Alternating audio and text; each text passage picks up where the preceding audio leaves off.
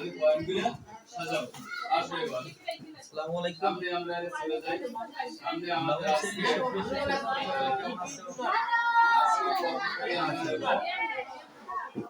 আমরা আজকে আমাদের এটা আমরা বলছি পেজ নাম্বার কত? 80 কত নম্বর কোশ্চেন আছে? 2 নম্বর কোশ্চেন। আমাদের বই কোশ্চেন কি বলছে? আমি দেখো অল্প ভিতরে আমি কি বলছে? যদি আমরা বিশেলে চলে এই অংশে দেওয়া আছে একটু প্রমাণ করতে হবে। কিভাবে প্রমাণ করতে হবে? সূত্রের সাহায্যে। আমরা ধন্যবাদ। তাহলে আমরা আসি প্রশ্নটা যে বাম পাশে আমরা জানি যে বাম কত করলাম এই লাইনে কি প্রথম লাইনে কি বলতে পারবো আমরা? দ্বিতীয় লাইন থেকে প্রথমটা জানার বিষয় তোমরা বলতে পারবে বা এর আগে প্রশ্ন সময় জানাবে এই জেড কয়টা আছে? একবার জেড এর পাওয়ার আছে এ এটা পর্ব কি বুঝো না জেড বি মানে ডিগ জেড টু দি পাওয়ার ডিগ আর এটা আবার এটা আবার জেড সি পরবর্তী স্টেপ আসো দুইটা জেড এর লেখছি কয়টা একটা জেড লেখছি কয়টা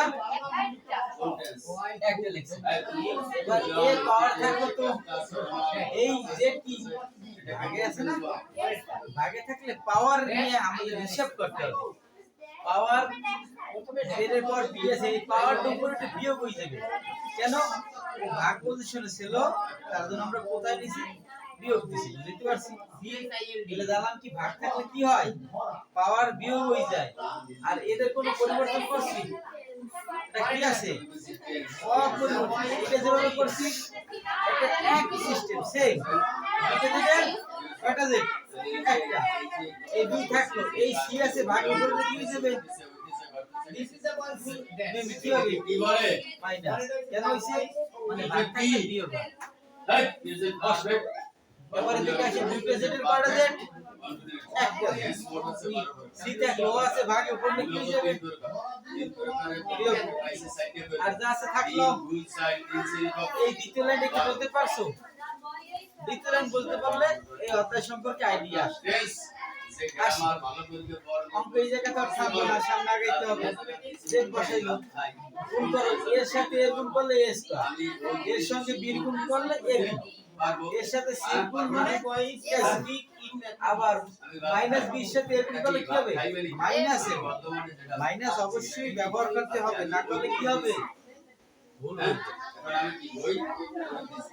আবার মাইনাস বি গুণ করলে বি স্কয়ার মাইনাস এ মানে কি প্লাস বি গুণ করে কি হবে বিসি প্রশ্ন আছে এই প্রথম অংশ যেভাবে করছি এই মাঝের অংশটা ঠিক আছে কি হবে মাসিমা বি গুণ করলে কত পাইছি বির সাথে সি গুণ করলে এই মাইনাস সি সাথে সরি বির সাথে মাইনাস এ গুণ করলে মানে এই অক্ষরটাকে 3 দিয়ে গুণ করলাম আবার ছয়টা মনে দেখো একটা দুইটা তিনটা চারটা পাঁচটা ছয়টা হলো কেন এর দ্বারা 3 দিয়ে গুণ করলে তিনটে পাইছি আবার মাইনাস সি দ্বারা 3 দিয়ে গুণ করলে দেখো আমি মাইনাস সি এর সঙ্গে বি গুণ করলে কি হবে মাইনাস বিসি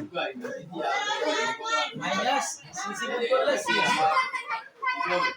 মানে প্লাস এ আর সি গুণ করলে তৃতীয় অংশ কি বোঝা গেছে কোন বিষয়টা বলছো এইবার আরেকটা কাজ শিখবো এই দেখো এই জায়গা প্লাস এর সাথে মাইনাস এর কি হয় কাটাকাটি যায় কাটাকাটি যায় যাবরিয়া আবার এখানে প্লাস এর সাথে মাইনাস এর বাদ দেওয়া যায় তখন হইছে অংশী তখন হইছে প্লাস এর সঙ্গে মাইনাস এর বাদ দেওয়া যায় ভেরি গুড কাটাকাটি করে কি থাকতে আছে এটা কয়টা অংশ কয়টা পদ একটা দুইটা তিনটা কয়টা তাহলে কি লিখলাম z ইকুয়াল z একটা লিখছি লেখার পরে ওই যে পাওয়ার অবশিষ্ট আছে সেই সাইডে বসাইছি তখন কি হবে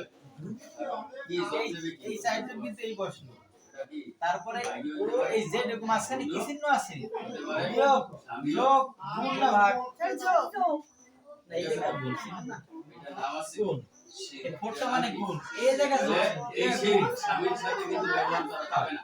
আমি বুঝে গুণ ছিল পাশে কিছু না থাকতে বলতে গুণ উল্টো বলতে কিন্তু ঠিক আমি আছে শেষ। উল্টো বলতে যাবো না। এই মানে ফোরটা আমি আল্লাহকে দিতেছি এক বলে দেওয়া মানে পাশাপাশি গুণ হবে যাবো কি অবস্থায় সারি গেলাম আহাদান এই জন্য আমার ছেলে কোনো চিহ্ন না থাকে বলতে গুণ আছে ঠিক আছে আল্লাহু আহাদ। তাহলে সাইডে থাকলে করে যোগ এই জায়গায় সাইডে আল্লাহ কয়জন?